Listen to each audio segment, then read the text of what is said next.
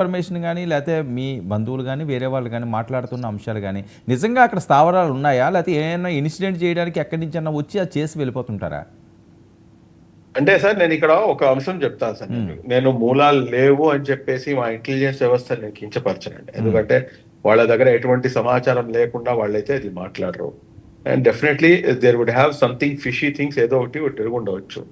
నేనేమంటానంటే ఇటువంటి వాటిని అక్కడ ఉన్నటువంటి లోకల్ రాజకీయ నాయకులు ఎవరైతే ఉన్నారో వాళ్ళ యొక్క రెస్పాన్సిబిలిటీ చాలా ఎక్కువగా ఉంటుంది. ఎందుకంటే ఏమైనా అంశం వచ్చినప్పుడు ఈ బద్నాం అయ్యేది వాళ్లే కాబట్టి. ప్లస్ రెండోది ఏంటంటే హైదరాబాద్ లాంటి సిటీకి ఒక మాయని మచ్చిలాగా మారుతుంది ఇటువంటి మాటలన్నీ కూడా.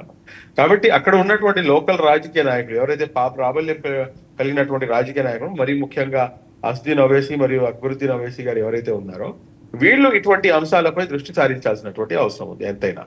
వీళ్ళు అసలు ఏం జరుగుతుంది, ఎందుకంటే ఇప్పుడు మీరు చాలా వెల్కమ్ చేయాలదలుచుకున్నటువంటి అంశం ఏంటంటే మన ఆల్ పార్టీ మీటింగ్ లో కూడాను సింగిల్ ఎంపీగా ఉన్నా కానీ ఈయన వాయిస్ పెద్దది, చాలా దూరం వరకు వెళ్తుంది అని చెప్పేసి ఈయన ప్రెస్ మీట్ లో ఉన్నప్పుడే ఈయన ఫోన్ రావటం, అమిత్ షా గారి ఫోన్ రావటం, ఈయన ఏమో ఆరం సాబ్ అని చెప్పేసి ఈయన వెళ్ళటం, దాని తర్వాత ఈయన అమిత్ షా గారిని పొగడటం. అంటే ఇన్ దిస్ సినారియో, ఈ సిచ్యువేషన్ లో ఏంటంటే అది కావాలి. కానీ అట్ ద సేమ్ టైమ్ ఆయన ఇప్పుడు మీరు ఎలాగైతే రెస్పాండ్ అవుతున్నారో అలాగే ప్రతిసారి కూడాను మీ యొక్క కాన్స్టిట్యున్సీ హైదరాబాద్ కాన్స్టిట్యున్సీలో ఇటువంటి పదే ఎందుకు ఇటువంటి నిందలు వస్తున్నాయి, ఏం జరుగుతుంది? ఓల్డ్ సిటీలో ఇప్పటికి కూడా చాలా మంది ఏమంటారంటే ఆ మూల ప్రాంతంలో ఎవరు వెళ్ళటానికి లేదండి, ఇంకా చాలా గల్లీలు ఉన్నాయి, అక్కడ ఎవరు కూడా ఎంటర్ కావడానికి లేదు. ఇవన్నీ ఏంటంటే ఇప్పుడున్న సిటీ. ఒకప్పుడు అయితే అయి ఉండొచ్చండి, కానీ ఎట్ ప్రెసెంట్ అయితే మట్టుకు I think that's not fair enough. అది వదిలించుకోవటానికో లేకపోతే ఏదో బహానా చేయడం తప్పించి ఇంకేం కనిపించట్లేదు. ఎందుకంటే మన దగ్గర ఇప్పుడు టెక్నాలజీ చాలా నెక్స్ట్ లెవెల్ టెక్నాలజీస్ ఉన్నాయి. ఇప్పుడు ఎవరు ఏం చేస్తున్నారు, ఎక్కడ ఉంటున్నారు, ఏంటి అనేది తెలుసుకోవడం చాలా సింపుల్ గా 2 నిమిషాలు పసిగట్టవచ్చు. కాకపోతే ఇక్కడ చేయాల్సింది ఏంటంటే ఏదైతే అక్కడ ఉన్నటువంటి లోకల్ రాజకీయ నాయకులు వాళ్ళకి రెస్పాన్సిబిలిటీ ఇచ్చి వాళ్ళు అసలు ఏం జరుగుతుంది అనేది వాళ్ళే దీన్ని చెప్పాల్సినటువంటి అవసరం ఉంది. ఇంకో ముఖ్యమైనటువంటి అంశం ఏంటంటే ఈ మత పెద్దలండి. ఎందుకంటే ముస్లిం సమాజం వినేటటువంటి మాట ఎక్కువగా వినేటటువంటి ఇది ముస్లిం మత పెద్దల యొక్క మాటల్ని ఎక్కువగా వింటారు. కాబట్టి ఈ కమ్యూనిటీ లీడర్స్ ఎవరైతే ఉంటారో ఆ కమ్యూనిటీ లీడర్స్ ని కూడాను వాళ్ళని ఒక చోట పిలిపించి కూర్చోబెట్టి వాళ్ళకి ఇటువంటి అంశాలు ఈ రకంగా ఉంది, ఇది ఇలా జరిగినప్పుడు ఏంటంటే ఇది మీపైనే ఒక పెద్ద క్వశ్చన్ మార్క్ లా వస్తుంది. మరి అలాంటప్పుడు దీన్ని ఏ రకంగా మీరు చూసారు? ఎందుకంటే లోకల్ మీ కమ్యూనిటీలోనే ఇతను కలిసిపోతున్నాడు కాబట్టి. ఇందాక మనం మాట్లాడుకున్నాం, అతను ఎవరో పెద్దగా క్యాప్ ధరించి చేతిలో గన్ను పట్టుకొని లోపలికి పెట్టుకొని తిరగడండి. వాడు మనం ఎక్స్పెక్టేషన్ కూడా ఉండదు, అదే వీడు స్లీపర్ సెల్ లా పనిచేస్తున్నాడా అని చెప్పేసి. వాడు ఎవడో మన సందు చివరిలో ఉన్నటువంటి రిక్షా పుల్లర్ అయి ఉండొచ్చు, లేకపోతే సందు చివరిలో పానీపూరి బండి వాడు ఉండవచ్చు, లేకపోతే ఇక్కడైనా ఉండవచ్చు, లేకపోతే ఇళ్లలో పార్టీ పని చేసేవాడైనా ఉండవచ్చు. కాబట్టి you cannot take it this as a granted. కాబట్టి ఈ కమ్యూనిటీ లీడర్స్ అందరినీ కూడాను ఎక్కడైతే ఈ ఫ్రైడే ప్రేయర్స్ కి లేకపోతే ఒక చోట చేరుతారో అక్కడ ఇందాక నేను మీకు ఏదైతే అంశాలు, లేకపోతే ఇప్పుడు ప్రతిసారి కూడా ముస్లిం సమాజం ఏదైతే చెప్తుందో మతం మరియు ఏదైతే టెర్రరిస్ట్ ఉందో టెర్రరిస్టులకి మతంతో సంబంధం లేదు అని చెప్పి, ఎస్ లేదు, ఐ డు అగ్రీ దట్. కానీ దీన్ని మీరు ఎస్టాబ్లిష్ చేయడానికి మీ సమాజానికి మీరు చేస్తున్నటువంటి ఇస్తున్నటువంటి మెసేజ్ ఏమిటి అనేది కూడాను మనం ఎస్టాబ్లిష్ చేయాలి. ఇటువంటి వాటిని ఏంటంటే యువతకి దూరంగా ఉండేటట్టుగా కూడాను మనం కొన్ని ప్రణాళికలు రచించుకొని కమ్యూనిటీ లీడర్స్ కూడాను దీన్ని ఒక రెస్పాన్సిబిలిటీగా తీసుకోవాలని చెప్పేసి నేను భావిస్తానండి. ఒకటి గవర్నమెంట్ రెస్పాన్సిబిలిటీ, ఒకటి లోకల్ గా ఉన్నటువంటి పొలిటికల్ లీడర్స్ రెస్పాన్సిబిలిటీ అయితే, మూడో వైపు ఎవరైతే ఈ కమ్యూనిటీ లీడర్స్ ఉన్నారో వీళ్ళని కూడాను మనం మాట్లాడాల్సినటువంటి అవసరం. ఓకే, రామరెడ్డి గారు చెప్పండి. కేవలం హిందూ ముస్లిం అని మాట్లాడడం కూడా తప్పు. మన వీర సావర్కర్ గారు చెప్పిందంటే మనకు ముస్లింలతో నష్టం, వాళ్ళతో నష్టం కన్నా అసలు హిందువులతోనే ఎక్కువ నష్టం జరుగుతుంది అని చెప్పడం జరిగింది. మన రాజకీయ పార్టీలు చూస్తే ఎంఐఎంతోనే ముస్లింలతో నష్టం లేదు ఎక్కువ. నేను కాంగ్రెస్ పార్టీ మినిస్టర్ ఏమనంటే కాంగ్రెస్ పార్టీ అంటేనే ముస్లింల పార్టీ, కాంగ్రెస్ పార్టీ అంటేనే ముస్లింల పార్టీ అని మాట్లాడేది ఉంది.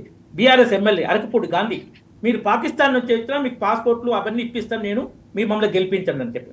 సో ఇలాంటి ఈ ఓటు బ్యాంకు రాజకీయాలు చేస్తూ ఒక వర్గానికి మీరు హిందువులతో కలవకండి, మీరు సపరేట్ ఉండండి, కాదు సార్, రామిరెడ్డి గారు కాదండి, ఇప్పుడు కాంగ్రెస్ అంటున్నారు కానీ కాదు, ఓట్ బ్యాంక్ రాజకీయాలు, హిందుత్వం ఎత్తుకున్నది ఎవరు? బీజేపీ అని కదా అంతా మాట్లాడేది. మళ్ళీ బీజేపీ ఓట్ బ్యాంక్ రాజకీయాలను ఎక్స్పోజ్ చేస్తుంది, ఓటు బ్యాంక్ రాజకీయాలు చేయట్లేదు. ఎక్స్పోజ్ చేయడం వల్ల ఈ ఓటు బ్యాంక్ రాజకీయాలకు బలైన హిందువులు బీజేపీ దిక్కు తిరుగుతున్నారు.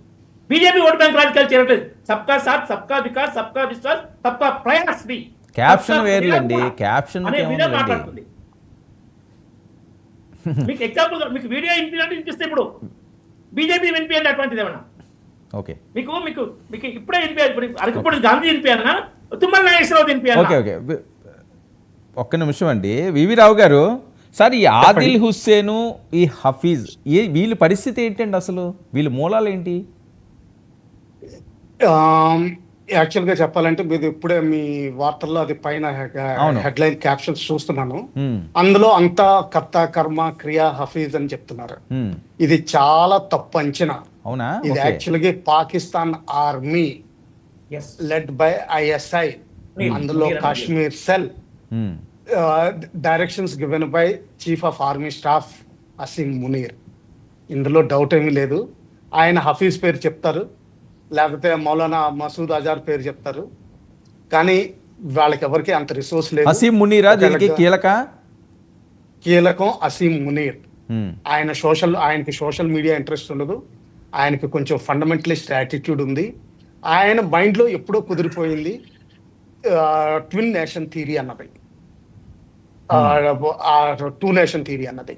ఆ టూ నేషన్ థియరీ అన్న ప్రకారమే ఆయన తన అస్థిరత్వాన్ని కోల్పోకుండా, అంటే ప్రస్తుతానికి బలూచిస్తాన్ మూవ్మెంట్ చాలా స్ట్రాంగ్గా ఉంది. బలూచిస్తాన్ మూవ్మెంట్ ఎందుకు స్ట్రాంగ్గా ఉందంటే దానికి ఇంకొంచెం కారణాలు ఉన్నాయి, కొంచెం అడ్వాన్స్ అవ్వచ్చు. సిస్టాన్ అని చెప్పి ఒక ప్రావిన్స్ ఉంది ఇరాన్లో, వాళ్ళందరూ కూడా బలూచిస్తాన్ తోటి కలవాలని చూస్తున్నారు. సో ఆ విధంగా ఏంటంటే ఒక బలూచిస్తాన్ అన్నది కేవలం పాకిస్తాన్ తోటి పరిమితం కాకుండా ఇరాన్లో కూడా కొంచెం భూభాగం ఉండి, వాళ్ళు ఇండిపెండెంట్ కంట్రీ అయితే వాళ్ళకి ఇండిపెండెంట్ సస్టెనెన్స్ కేపబిలిటీ ఉంది, వాళ్ళకి సముద్ర తీరం ఉంది, వాళ్ళకి ఓన్ మినరల్ రిసోర్సెస్ ఉన్నాయి, వాళ్ళకి ఓన్ ఎయిర్పోర్ట్స్, పోర్ట్స్ అన్నీ ఉంటాయి. సో వాళ్ళు చాలా స్ట్రాంగ్గా ప్రయత్నిస్తున్నారు. సో ఆ విధంగా వాళ్ళు సక్సెస్ఫుల్ అయ్యే అవకాశం చాలా ఉంది. అందుకని చెప్పి దాదాపు పాకిస్తాన్ తన కంట్రోల్ పోగొట్టుకున్నట్టే లెక్క. ఇది ఖాస్ కరికే అది యాంబుష్ ఎప్పుడైతే ట్రైన్ యాంబుష్ అయిందో ఆ రోజు మునీర్ గారు గ్రహించారు. అందువల్లే దాదాపు ఆయన ఐఎస్ఐ చీఫ్గా ఉన్నప్పుడే, అంటే కొన్ని సంవత్సరాల క్రితమే చీఫ్గా ఉన్నప్పుడే బంగ్లాదేశ్లో ఫండమెంటలిజం ఇంప్రూవ్ చేయాలని చూసారు. ఆయన మొన్న లాస్ట్ ఇయర్ సక్సీడ్ అయ్యారు.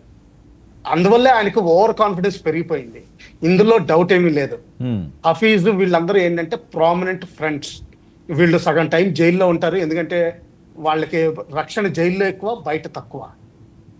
ఆగంతకు మనుషులు ఎప్పుడు వచ్చి షూట్ చేస్తారో తెలియదు. ఐఎస్ఐ కూడా ఏమవుతుందంటే వాళ్ళకి పనికిరాని వాళ్ళందరినీ వాళ్ళే షూట్ చేసేసి ఎవరో చంపేశారని చెప్తా ఉంటారు. ఓకే, చాలా మంది వెస్టీజ్ అయిపోతారు, అంటే ఆర్గనైజేషన్లో ఇంకా వాళ్ళ అవసరం ఉండదు. వయసు వలన లేకపోతే కుర్రకారు అంటే యూత్ డెవలప్మెంట్ అవడం వలన వాళ్ళని తీసేసి వాళ్ళ పేరు చెప్తుంది. సో ఏంటంటే ఇది